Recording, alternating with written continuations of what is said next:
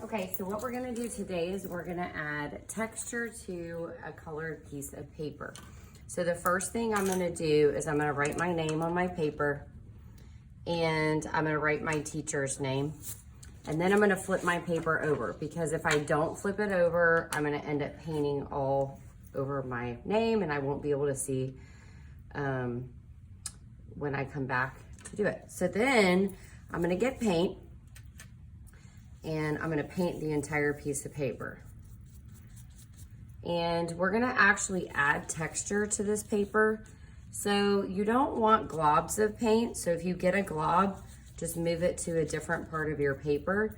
But you do want it to be wet. And so then you're gonna have to kind of paint kind of a little quicker. And you're gonna cover the whole thing. And you can see I'm kind of changing the directions. Sometimes I paint up and down, sometimes I paint side to side.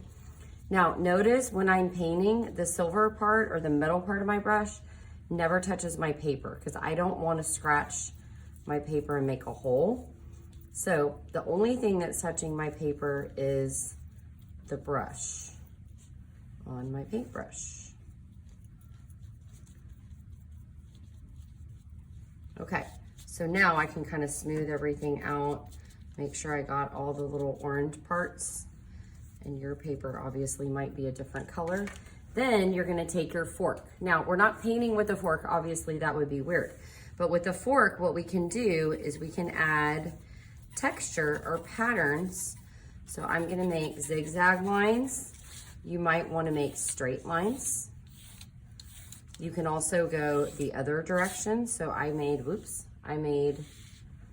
vertical lines first, and now I'm making horizontal lines across.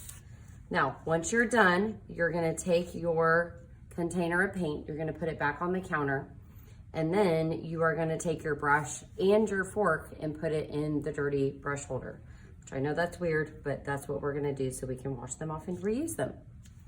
And then you're gonna put your painting on the dry rack.